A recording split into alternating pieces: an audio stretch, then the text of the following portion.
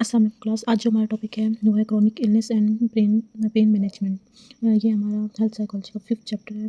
इसके अंदर हमें क्रॉनिक इलनेस और पेन मैनेजमेंट हम किस तरह कर सकते हैं उसके बारे में बताएंगे। पहले तो हम इस टर्म को समझ लेते हैं। देखिए, ये एक सिंगल टर्म नहीं है क्रॉनिक इलनेस की, ये 3 टर्म्स का मजमूआ है जिसमें हमारे पास बायो, साइको और सोशल मॉडल है। ठीक है, बायो जो बायोलॉजिकल एस्पेक्ट्स हैं, साइको जो साइकोलॉजिकल एस्पेक्ट्स और सोशल जो सोशल फैक्टर्स हैं, जैसे पेशेंट का सोशल सपोर्ट है या उसका इंटरेक्शन है दूसरे लोगों के साथ। वो ये तीनों फैक्टर्स जो होते हैं ना, वो काफ़ी ज़्यादा पेशेंट्स की जो हेल्थ कंडीशन होती है ना उसको इम्प्रूव करने में या वर्सन करने में बहुत ज़्यादा मतलब इंपॉर्टेंट रोल प्ले करते हैं। हम पहले देख लेते हैं बायोसाइको सोशल मॉडल है क्या। ठीक है, biopsychosocial model which recognize that biological, psychological and social factors interact to affect patients outcome. देखिए, ये तीनों जो फैक्टर्स होते हैं ये पेशेंट की जो आउटकम्स हैं उनको बहुत ज़्यादा इफेक्ट करते हैं। क्रॉनिक कंडीशंस कौन-कौन सी होती हैं? देखिए, क्रॉनिक और एक्यूट आप लोगों ने दोनों कंडीशंस पढ़ी हुई हैं। क्रॉनिक कंडीशन जो होते हैं वो बहुत सीवियर कंडीशन को कहते हैं, जबकि एक्यूट कंडीशन जो होती है वो लेस सीवियर कंडीशन को कहते हैं। ठीक है, अब जब हमारी क्रॉनिक स्ट्रेस मतलब क्रॉनिक कंडीशन की तरफ चले गए हैं तो वो कौन-कौन सी हमारे पास हेल्थ में आ जाती हैं? डायबिटीज़ आ जाती हैं, कार्डियोवास्कुलर डिजीज़ेज़ आ जाती है और कैंसर आ जाता है। ठीक है, ये मोस्ट फ्रीक्वेंटली ये बीमारियाँ हैं जो साइकोलॉजिकल चैलेंजेस जैसे डिप्रेशन और एंग्जायटी की वजह से होती हैं। मोस्ट लाइकली ये इनकी वजह से होते हैं। लेकिन कोई भी बीमारी जो होती है ना, पहले हमारी ब्रेन से स्टार्ट होती है। जब जब कंटिन्यूअसली बर्डन, एंग्जायटी और डिप्रेशन अगर कोई भी इंसान फील करेगा वो उसकी बॉडी पे इफेक्ट करता है और उससे बॉडी भी इफेक्ट होती है और कोई ना कोई डिजीज़ होने के चांसेस हो जाते हैं। जैसे कांस्टेंट अगर स्ट्रेस कंडीशन में होते हो तो ये तीनों बीमारियां होने के चांसेस बहुत ज़्यादा होते हैं। ठीक है, अच्छा, साइकोलॉजिकल इंटरवेंशंस होती है। हम जब हमारे पास कोई कंडीशन वर्सन हो जाती है, मतलब बहुत ज़्यादा वर्स हो जाती है, तो हम उसको ठीक करने के लिए भी साइकोलॉजिकल इंटरवेंशंस हैं उनको यूज़ करते हैं। जैसे सीबीटी हो गया, कोग्निटिव बिहेवियर थेरेपी है। इसका एम क्या होता है? कोग्निटिव बिहेवियर थेरेपी, इसका एम बेसिकली एम ये है कि हमारी क्वालिटी ऑफ लाइफ को इम्प्रूव करना और जो हमारा फंक्शनल एबिलिटीज़ हैं उनको एड्रेस करना और हमारी बिहेवियर मॉडिफिकेशन में मदद करना और हमारे इमोशनल जो चैलेंजेस हैं उनको मतलब ओवरकम करना। ये हम सीबीटी के थ्रू करते हैं। मतलब हमारे जो, अगर हम इन शॉर्ट बात करें, हमारे जो इरेशनल बिलीफ सिस्टम है हम सीबीटी के थ्रू उनको रैशनल में कन्वर्ट करते हैं और हमारे जो बिहेवियर मॉडिफिकेशन है उसके अंदर काफ़ी हेल्पफुल होती है ये थेरेपी। नेक्स्ट हमारे पास फर्स्ट इसका पॉइंट है psychological aspects of chronic illness के। कौन कौन से साइकोलॉजिकल एस्पेक्ट्स होते हैं जो क्रॉनिक इलनेस की वजह से होते हैं? ठीक है, जैसे हमारे पास हमारे लिविंग स्टाइल में अगर हम क्रॉनिक कंडीशन को फेस कर रहे होते हैं तो उसमें हमारे पास इमोशनल डिस्ट्रेस है, उसमें एंग्जायटी है, डिप्रेशन है, होपलेसनेस है, फियर है। ये सारी चीज़ें जब इकट्ठी होती है, एग्रीगेट होती है, तो उनसे हमारी बॉडी पे कुछ फिजिकल सिम्टम्स होते हैं। उनको हम, उनमें डायबिटीज़ है, कार्डियोवास्कुलर डिजीज़ और कैंसर है। अच्छा, डायबिटीज़ होती क्या है? मैं डायबिटीज़ के बारे में आपको पहले बता दूँ। डायबिटीज़ ना हमारी बॉडी में एक इंसुलिन हार्मोन होता है। अब जब हम कोई भी चीज़ जैसे शुगर का इंटेक ज़्यादा करते हैं तो इंसुलिन उसके रिस्पॉन्स को उस रिस्पॉन्स के थ्रू पैदा होता है और उस शुगर को ग्लूकोज में कन्वर्ट करता है और वो ग्लूकोज एटीपी बनाता है। जब हम बहुत ज़्यादा मतलब इस कंडीशन में होते हैं, स्ट्रेस में होते हैं, साइकोलॉजिकली डिस्टर्ब होते हैं, तो हमें हमारा जो मेटाबॉलिज्म है वो इनएक्टिव हो जाता है। या तो हमें भूख बहुत ज़्यादा लगती है या बहुत कम लगती है, या हमें क्रेविंग्स होती हैं। जैसे अगर शुगर की क्रेविंग है तो वो कोई ना कोई न्यूट्रिशनल डेफिशिएंसी की वजह से होती है। फिर हमें एक स्ट्रेस की वजह से शुगर क्रेविंग ज़्यादा होने लग जाती हैं और उससे हम शुगर का इंटेक बहुत ज़्यादा कर देते हैं। जब शुगर ज़्यादा होता है हमारी बॉडी उस शुगर को कम करने के लिए उतनी इंसुलिन पैदा नहीं कर सकती, तो इंसुलिन की कमी हो जाती है और उसकी वजह से डायबिटीज़ हो जाती है। और ये डायबिटीज़ जो होती है ये ज़्यादातर बर्न आउट यानी फेयर कंडीशन या बहुत ज़्यादा स्ट्रेसफुल फ्रस्ट्रेशन और अगर साइकोलॉजिकल के मतलब एस्पेक्ट की बात करें तो इन चीज़ों की वजह से होती है। और बायोलॉजिकल एस्पेक्ट मैंने आप लोगों को पहले बता दिए हैं। ठीक है, उसके बाद हमारे पास कार्डियोवास्कुलर डिजीज़ है। कार्डियोवास्कुलर डिजीज़ का डायरेक्ट लिंक एंग्जायटी से होता है। ठीक है, जब इंसान बहुत ज़्यादा एंग्जायटी फील करता है तो उसके जो अंदर हमारी बॉडी के अंदर वेन्स होते हैं, तो वेन्स अंदर कैपिलरीज होती हैं, वेन्स होती हैं, आर्टरीज होती हैं, इनके अंदर ना ब्लॉकेज होना शुरू हो जाता है, ब्लड क्लॉट्स बनने शुरू हो जाते हैं। बहुत ज़्यादा हम क्रोनिक कंडीशंस में होते हैं तो फिर उससे ना हमें हार्ट अटैक होने के चांसेस होते हैं। और वो जो एंग्जायटी होती है अगर वो क्रोनिक स्टेज पे पहुंच जाती है तो उससे मोस्ट लाइकली चांसेस होता है हार्ट अटैक होने के। नेक्स्ट हमारे पास है कैंसर। कैंसर जो है ये ना हमारे जो बॉडी सेल्स की म्यूटेशन की वजह से होती है। म्यूटेशन कहते हैं मतलब अगर हमारे सेल्स जो होते हैं ना उनके अंदर कोडिंग में गलती आ जाती है, उसको म्यूटेशन कहते हैं।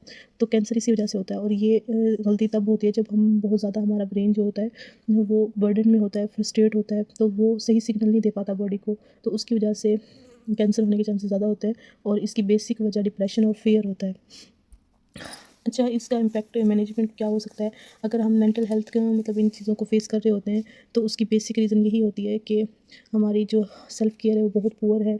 हम ट्रीटमेंट पे ज़्यादा फोकस नहीं कर रहे हैं और हम मतलब हायर हेल्थ केयर कॉस्ट की वजह से उसको ले नहीं पाते। उसकी वजह से जो मतलब शराय अमवात है वो बहुत ज़्यादा हो रही है दिन ब दिन। अ, इसके लिए महँगाई या इस तरह की कोई सिनेरियो हो सकता है कि लोग ज़्यादा महँगी चीज़ें अफ़ोर्ड नहीं कर सकते, तो वो अच्छे डॉक्टर्स के पास नहीं जाते। अच्छा, psychological intervention for chronic illness management, कि हम जो क्रोनिक इलनेस है उसको मैनेज करने के लिए क्या-क्या मेथड्स यूज़ करते हैं, ठीक है? बेसिक एम जो होता है ना इंटरवेंशन का यही है कि हम चेंज करें अपने बिहेवियर को और इम्प्रूव करें मैकेनिज़्म्स को, या मतलब इमोशनल डिस्ट्रेस को इम्प्रूव करें, उसको मैनेज करें कि किस तरह हम उस सिचुएशन को कोप कर सकते हैं ज़्यादा अपने ऊपर बर्डन ना डालते हुए। सबसे पहले हमारे पास सीबीटी है। सीबीटी आप लोगों ने काफ़ी दफ़ा इसको पढ़ा हुआ है, तो इसकी जो है बिहेवियर अप्रोच होती है, ये हमें मॉडिफ़ाई करती है मैलएडेप्टिव थॉट्स को, मतलब जो थॉट्स हमें जो ट्रिगर कर रहे होते हैं उन थॉट्स को मॉडिफ़ाई करती है, और हमारे इमोशन और बिहेवियर को, ठीक है, जो हमें ट्रिगर कर रही होती है चीज़ें उनको मॉडिफ़ाई करके उनको यूज़फुल पर्पज़ के लिए, मतलब हम पर्पज़ में के लिए इस्तेमाल करते हैं सीबीटी में। मतलब ये हमारे बिहेवियर को, हमारे थॉट्स को, हमारे इमोशंस को मॉडिफ़ाई करने में बहुत हेल्पफुल होती है, जो हम सीबीटी की जो टेक्निक्स इस्तेमाल करते हैं। उसके बाद हमारे पास mindfulness based stress reduction techniques हैं कुछ, जैसे मेडिटेशन हो गई, योगा हो गया, ठीक है? ये सारी चीज़ें हमारे स्ट्रेस को रिड्यूस करती हैं और इमोशनल रेगुलेशन में हेल्पफुल होती हैं। नेक्स्ट हमारे पास है एक्सेप्टेंस एंड कमिटमेंट थेरेपी। देखिए, पेन का डायरेक्ट लिंक एक्सेप्टेंस ना होने से होता है। जब हम कोई काम कर लेते हैं, कोई चीज़ गलत कर लेते हैं, तो हम उसको एक्सेप्ट नहीं करते। जब एक्सेप्ट नहीं करते तो कहीं न कहीं वो चीज़, मतलब ये पता तो होता है कि ये काम हमने किया है, लेकिन वो गिल्ट हमारे अंदर होती है। हम उसको डिनाई कर सकते हैं, लेकिन गिल्ट को डिनाई नहीं कर सकते। तो उसकी वजह से जो हमारी डेली एक्टिविटीज़ होती है ना, वो बहुत ज़्यादा ट्रिगर होती हैं। तो एक्सेप्टेंस बहुत ज़रूरी होती है मेंटल हेल्थ के लिए, और ये इसका डायरेक्ट लिंक हमारे पास एलिमिनेशन ऑफ पेन से होता है। अगर हमारे अंदर कमिटमेंट आ जाती है, एक्सेप्टेंस आ जाती है तो। नेक्स्ट हमारे पास है सेल्फ मैनेजमेंट ट्रेनिंग, जैसे एजुकेशन बहुत ज़रूरी होती है। इसके लिए पीयर सपोर्ट, जो घर वालों की सपोर्ट है, वो बहुत ज़्यादा ज़रूरी होती है, और इंसान की अपनी भी सेल्फ कॉन्फिडेंस होना चाहिए कि मैं इस इलनेस को मैनेज कर लूँगा। नेक्स्ट हमारे पास है रोबोट या इंटरनेट लीवर इंटरवेंशंस, ठीक है? जैसे आजकल चैट जीपीटी है, हमारे पास बहुत से प्लेटफॉर्म है कि हम ऑनलाइन ही चेक कर लेते हैं कि ये बीमारी किस तरह की है, मतलब इसकी क्या सीवियरिटी है, तो उससे भी हमें काफ़ी हेल्पफुल होती है हमारे बिहेवियर चेंज के लिए। नेक्स्ट पॉइंट हमारे पास है पेन परसेप्शन और मैनेजमेंट का। सबसे पहले तो हमें पेन को समझना चाहिए, पेन होता क्या है, ठीक है? पेन जो होता है, हम अनप्लेजेंट सेंसरी और इमोशनल एक्सपीरियंस होते हैं, ठीक है? ये एक अनप्लेजेंट सेंसरी और इमोशनल एक्सपीरियंस होते हैं, जिनका डायरेक्ट जो सिम्पटम्स होते हैं वो टिश्यूज़ के डैमेज होने पे होते हैं। तो हमें उसकी सेंसेस के थ्रू हमें फ़ील होता है कि इस जगह हमारे पेन है, ठीक है? हमें 2 तरह की थ्योरीज़ हैं हमारे पास। गेट कंट्रोल थ्योरी है, दूसरा सीबीटी फॉर पेन है, और तीसरी है फिजियोलॉजिकल मॉड्यूलेशन। अच्छा, गेट कंट्रोल थ्योरी, इसको ना मेल्ज़िक और वॉल्स ने बनाया, मतलब सजेस्ट किया था, इसको गेट का नाम दिया था। इसने कहा था कि हमारा जो स्पाइनल कॉर्ड है, उसके अंदर ना एक ओपनिंग होती है, गेट टाइप ओपनिंग होती है। वो जब हम बहुत ज़्यादा पेन फ़ील करते हैं, तो वो गेट खुद ब खुद खुल जाता है, ठीक है? और जो वो गेट जो होता है, वो पेनफुल कंडीशंस को मतलब रिप्रेस करने के लिए होता है। जब हम बहुत ज़्यादा पेन में होते हैं ना, तो हमारा जो बॉडी होती है वो सिग्नल देती है, जिसको हम सी टाइप हम फाइबर कहते हैं, या नर्व सेल भी कह सकते हैं। वो उस गोट गेट को खोल देती है, और उससे जो मतलब सिग्नल्स हैं, पेन सिग्नल्स हो गए, इनपुट सिग्नल जो है कि हमें बहुत ज़्यादा तकलीफ़ हो रही है, या पेन फ़ील हो रहा है, वो मतलब ब्रेन तक जाता है वो मैसेज। इसी तरह वो डायमीटर में बड़ा हो जाता है फाइबर।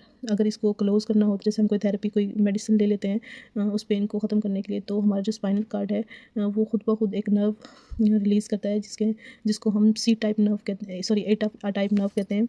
वो उस गेट को क्लोज़ करने के में हेल्पफुल होता है। जब वो क्लोज़ होता है गेट, तो पेन खुद ब खुद क्या हो जाता है, रिड्यूस हो जाता है। नेक्स्ट हमारे पास है सीबीटी फॉर पेन। पेन को मतलब रिड्यूस करने के लिए हम सीबीटी इस्तेमाल करते हैं। सीबीटी को हम इमोशनल डिस्ट्रेस और एलिमिनेटिंग ऑफ मतलब अनयूज़फुल थॉट्स को, जो पेन की शक्ल में हमें मिलते हैं, उनको मैनेज करने के लिए इस्तेमाल होते हैं, ठीक है? इसमें पीसिंग एक्टिविटीज़ आ गई हैं, रिलैक्सेशन टेक्निक्स हो गई, रिस्ट्रक्चरिंग नेगेटिव थॉट्स, ये सारी टेक्निक्स हैं, इनको हम इस्तेमाल करके पेन को मैनेज कर सकते हैं। फिर थर्ड पॉइंट है हमारे पास फिजियोलॉजिकल मॉड्यूलेशन। फिजियोलॉजी कहते हैं हमारे इंटरनल सिग्नल्स जो होते हैं, जैसे बॉडी के अंदर, जैसे हमारे अंदर एंडोमॉर्फिन्स हैं, मतलब हार्मोन्स हैं, न्यूरोट्रांसमीटर हैं। तो ये हमारी बॉडी के जो पेन गेट होते हैं, उनको मीनिंग देता है। जैसे पॉजिटिव थॉट्स और इमोशन होते हैं, तो हमारा गेट खुद ब खुद वो बंद हो जाता है, उससे पेन रिड्यूस हो जाता है। और एंग्जाइटी अगर मतलब वो सिचुएशन नहीं आती है, अगर एंग्जाइटी ज़्यादा हो जाती है, तो वो सिचुएशन वर्सन भी हो सकती है। नेक्स्ट हमारे पास है psychosocial factors in pen and chronic illness के क्रोनिक इलनेस के अंदर साइकोसोशल फैक्टर्स कौन कौन से होते हैं। सबसे हमारे पास हैं, सबसे पहले है कैटास्ट्रोफाइजिंग टेक्निक है कि कहते हैं ये strong predator of poor outcome. ठीक है, ये स्ट्रॉन्ग प्रिडिक्टर होता है हमारी हेल्थ का, लेकिन इसके आउटकम बहुत पुअर होते हैं। कि जो पेशेंट होता है ना, वो हैविली पेन फील कर रहा होता है, लेकिन उसको मतलब मैनिफाई नहीं कर पाता और वो अपने आप को हेल्पलेस फील करता है। ये सबसे वर्सन कंडीशन होती है किसी पेशेंट की, जिस पे दवाइयाँ भी काम नहीं करती, कोई थेरेपी भी काम नहीं करती। ठीक है, फिर उसको मतलब उनके आउटकम्स बहुत सीवियर होते हैं, तो इस तरह के पेशेंट को रिकवरी के लिए बहुत ज़्यादा टाइम लगता है। इस तरह है सोशल सपोर्ट, अगर हम पेशेंट को सोशल सपोर्ट देते हैं, अगर उसको बहुत ज़्यादा क्रिटिकल इमोशनल और प्रैक्टिकल हेल्प की उसको ज़रूरत होती है, तो ये बहुत ज़्यादा हेल्पफुल होता है कोपिंग के लिए, उसके अंदर एडहेरेंस के लिए। ठीक है, नेक्स्ट हमारे पास है कोपिंग स्ट्रेटजीज हैं, कौन कौन सी इनमें मॉलोडेप्टिव आ जाती है, जैसे प्रॉब्लम फोकस टेक्निक्स आ गई, या इंप्रूवमेंट ऑफ क्वालिटी टाइम आ गया, या मॉलोडेप्टिव वंस में, मतलब ये सारी टेक्निक्स को अगर हम इस्तेमाल करते हैं तो ये हमारे कोपिंग में बहुत ज़्यादा हेल्पफुल होते हैं। अगर हम अवॉइडेंस लाते हैं इन सारी चीज़ों में, तो ये उस कंडीशन को और भी वर्सन कर सकती है। नेक्स्ट हमारे पास है रेजिलियंस एंड सेल्फ एफिकेसी।